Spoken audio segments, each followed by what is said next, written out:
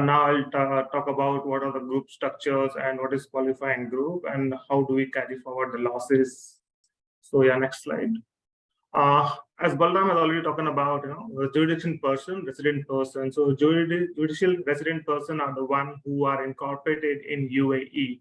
So the first criteria to form a tax group is that they need to be a resident which are incorporated in UAE, not an individual. And there need to be a relationship of parent and subsidiary between those two. So, and that ownership interest has to be there of 95% between through the voting rights or profit sharing, and it could be direct and indirect. So when we say direct, a company A, which is established, incorporated in Dubai, is owning having a stake in Sharjah of 100%. So they both can form a tax group. Whereas it could be through third party as well, the indirect. So where it would not be directly getting the shares of a company B, which is a third party, and company A and C having a direct relationship, but C has a direct relationship with the company B. We'll look at an example on the next slide.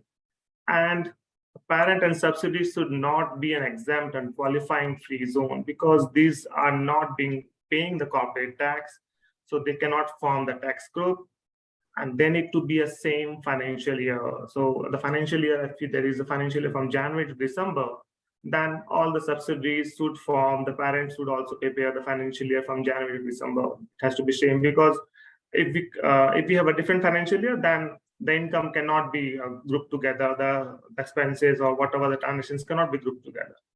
And also same accounting standard, which is generally the IFRS being followed. So all the companies, subsidiaries, and parents should be preparing the same financial standards, following the same standards. And so all these criteria need to be met to form a tax group. And for forming a tax group, a parent and a subsidiary need to submit an application to the tax authority, FTA, that they are going to form the tax group. And the application can be submitted anytime during the year.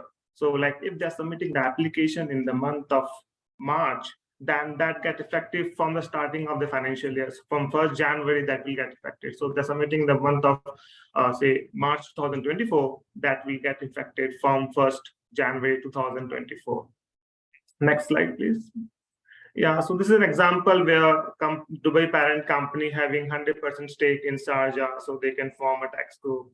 An indirect relationship, a Dubai parent company having stake in Sharjah 40%, and Fujairah is, Dubai parent and Fujairah is having 100% stake, and Fujairah is having 60% stake in the Sharjah. So indirectly, Dubai parent company can form a group together with Sharjah and Fujairah.